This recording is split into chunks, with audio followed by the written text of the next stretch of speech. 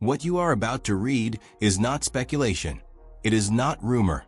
It is not political propaganda crafted to serve a narrative.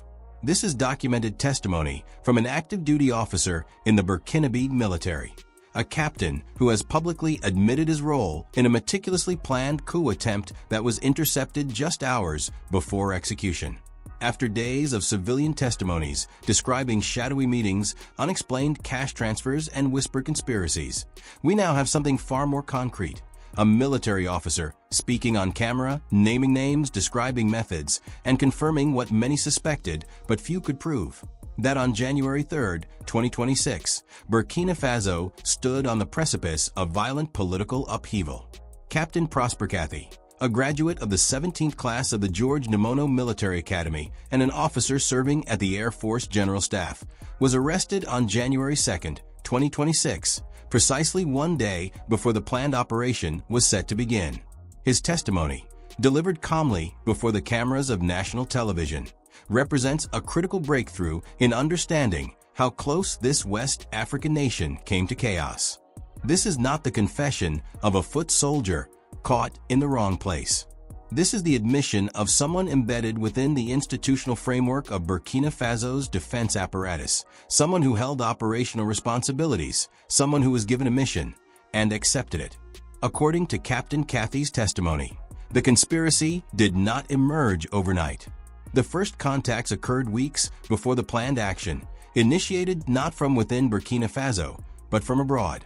He states clearly that he was approached by former President Paul-Henri Sandaogo Damiba, who allegedly made contact from a phone number registered in Togo. This detail alone is significant.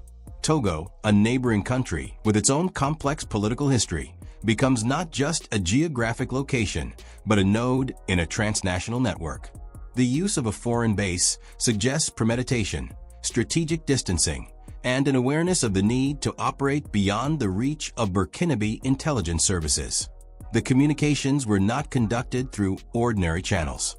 Captain Cathy describes the use of encrypted messaging platforms, specifically Zangi and Signal, applications known for their end-to-end encryption and features designed to evade surveillance. Messages were set to auto-delete. Conversations were deliberately vague. Language was coded. This was not casual coordination. This was operational security practiced by people who understood the risks and knew they were being hunted. The early exchanges, according to Cathy, were exploratory. They discussed morale. They tested loyalty. They probed without revealing the full plan. This is classic recruitment methodology: gradual escalation, incremental trust building, compartmentalization of information. No single participant held the complete picture. Each person received only the information necessary for their specific task. This structure protects the network. If one person is arrested, they cannot compromise the entire operation because they simply do not know enough. Another name surfaces in this web: Captain W.R. David, known by the alias King David.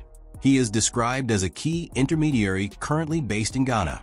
Again, we see the pattern of external coordination. Ghana, like Togo, becomes part of the infrastructure supporting this conspiracy. These are not distant observers. They are active facilitators operating from safe havens outside Burkina Faso's borders. Then comes the money, and with it, the testimony transitions from the theoretical to the undeniably material. Captain Prosper Cathy admits on camera that he received a package containing 8 million CFA francs, approximately $13,000. He acknowledges taking 3 million for himself. The remaining 5 million, he states, were transferred to another recipient through an intermediary. This confession is extraordinary for several reasons. First, it confirms that financing was not promised, it was delivered. Cash was physically moving through the network. Second, it establishes a chain of custody. Money went from source to captain to intermediary to final recipient. This is traceable. This is evidence. Third, it corroborates earlier civilian testimonies that mention tens of millions of CFA francs circulating in preparation for the coup, allegedly originating from sources outside the country. The existence of this money proves intent. It proves organization. It proves that this was not an amateur conspiracy born of drunken frustration in a barracks. This was a funded operation with resources allocated, distributed, and accounted for. Someone, somewhere, was investing heavily in the overthrow of Burkina Faso's government. The question of where this money originated remains unanswered in Captain Cathy's testimony, but the pattern suggests external sponsorship. Coups require resources, weapons, bribes, safe houses, communications equipment, transportation, and payments to conspirators. 8 million CFA francs is just one visible piece of what was likely a much larger financial apparatus. On the evening of January 2nd, according to Captain Cathy, the tone of the communications changed. Paul-Henri Damaba called him directly and finally issued the mission. The language used was stark and unambiguous. Cathy quotes the phrase, "Cut off the pastor's head." In the coded language of the conspiracy, this meant one thing: neutralize the commander of the Sepol drone base. This target is not random. The Sepol base houses Burkina Faso's drone operations, a critical component of the country's military capability. Drones provide aerial surveillance, reconnaissance, and tactical support. They extend the reach of ground forces. They monitor borders. They track insurgent movements. In a nation facing ongoing security threats from jihadist groups, drones represent a strategic advantage that cannot be easily replaced. According to Damaba's assessment, as relayed by Captain Cathy, the coup could not succeed as long as the drones remained operational. Without air support, there would be no surveillance of troop movements, no early warning of counterattacks, no rapid response capability. The logic was clear: eliminate the drones first, and you blind the state. Once blind, it becomes vulnerable. The choice to target the commander personally, to cut off the head, suggests a recognition that personnel are as critical as hardware. Killing or capturing the base commander would sow confusion, delay response, and potentially paralyze drone operations even if the equipment remained intact. This is not the thinking of amateurs. This is military planning conducted by people who understand command structures and strategic vulnerabilities. Captain Cathy's testimony includes a precise timeline.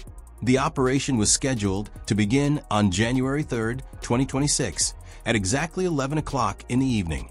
This specificity is telling. It indicates synchronization across multiple actors.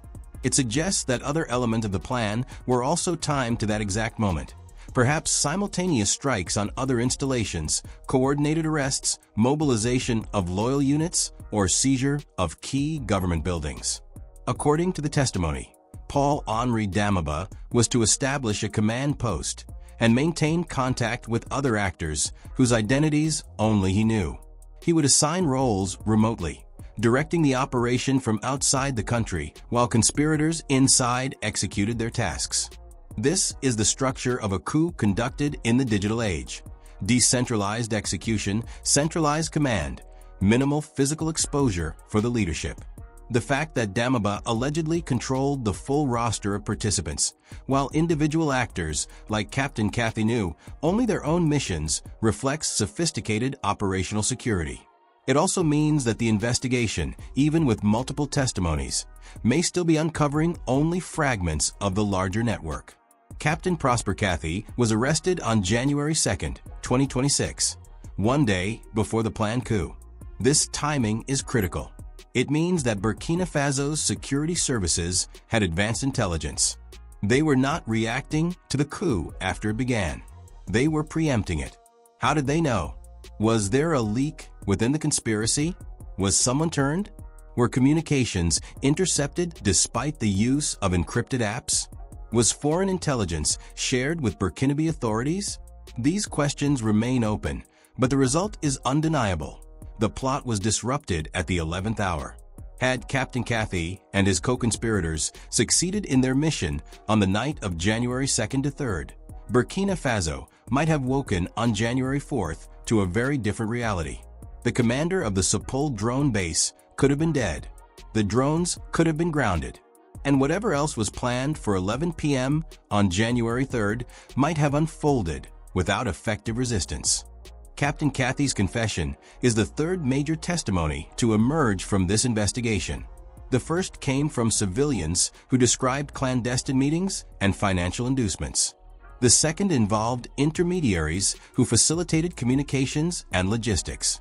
Now we have a military officer describing his assigned mission within a broader coordinated plan. Each testimony narrows the space for denial. Each new piece of evidence reduces the shadowy areas where conspirators can hide. The cumulative effect is a portrait of an attempted coup that was real, funded, coordinated, and dangerously close to execution. This is no longer a question of whether something was planned. The question now is, how many stages of the plan were stopped? How many actors remain unidentified? How deep does this network go? And critically, who is providing the money, the safe havens, and the strategic direction from abroad? The role of neighboring countries in this conspiracy cannot be overlooked. Captain Kathy places Paul-Henri Damaba in Togo and Captain W.R. David in Ghana. These are not distant nations. They share borders with Burkina Faso. They have their own histories of coups, political instability, and military interventions. West Africa has experienced a wave of coups in recent years. Mali, Guinea, Niger, and Burkina Faso itself have all seen governments overthrown by military forces. The region is fragile. Institutions are weak. External actors, both regional and international, have interests and influence. The use of Togo and Ghana as operational bases suggests that this coup attempt was not purely a Burkinabe affair. It was embedded in a broader regional context where borders are porous, loyalties are fluid, and exiled leaders can plot their return. The international community will watch closely. If the investigation reveals direct sponsorship by foreign governments, regional organizations like ECOWAS will face difficult decisions. If it reveals involvement by private actors, mercenaries, financiers, ideological movements, the response will need to be different but equally urgent. The targeting of the Sopol drone base deserves deeper consideration. Burkina Faso has invested heavily in drone technology as part of its strategy to combat jihadist insurgencies in the Sahel. These drones are not luxury items. They are operational necessities. They provide intelligence that saves lives. They allow forces to strike with precision. They reduce the advantage that terrorists gain from operating in remote, hard-to-reach areas. By identifying the drones as the primary obstacle to their coup, the conspirators revealed their understanding of modern military operations. They knew that controlling territory requires controlling the airspace above it. They knew that without drones, the government's ability to project power would be crippled. This also raises a troubling implication. If the coup had succeeded and the drones had been neutralized, Burkina Faso's fight against terrorism would have suffered a major setback. The instability created by a successful coup would have provided jihadist groups with an opening to expand their operations. The consequences would have been felt not just in the capital, but in villages across the country, where civilians are already vulnerable to attacks. The unanswered questions. Despite the clarity of Captain Kathy's testimony, critical questions remain. Who provided the 8 million CFA francs? And how much more money was in play? Who were the other actors assigned missions for January 3rd? What was supposed to happen after the drone base was neutralized? Was there a plan to seize the presidential palace? To arrest or kill specific government officials? To mobilize loyalist military units? And perhaps most importantly, was Paul-Henri Damaba acting alone, or was he himself taking direction from someone else? The testimony places him at the center of the command structure, but it does not definitively answer whether he was the apex of the conspiracy or merely a high-level intermediary. On January 3, 2026, at 11 p.m., something was supposed to happen in Burkina Faso. A commander was supposed to die. Drones were supposed to be grounded. A carefully synchronized plan was supposed to unfold, and the government was supposed to fall. It did not happen, because on January 2nd, Captain Prosper Cathy was arrested, because the network was penetrated, because the intelligence services acted in time. But the margin was razor thin. One more day, and this story might have had a very different ending. Captain Cathy's testimony is now part of the public record. It will be analyzed by investigators, cited in courtrooms, and studied by security officials trying to prevent the next attempt. Because there will be a next attempt. There always is. Coups are not one-time events. They are symptoms of deeper fractures: political, economic, social, military. Burkina Faso has been given a reprieve. The question now is whether it will use this moment to strengthen its institutions, address the grievances that make coups possible, and dismantle the networks that still lurk in the shadows. The investigation continues. More testimonies will emerge. More names will be revealed. And with each revelation, the full scope of what almost happened on January 3, 2026, will come into sharper focus.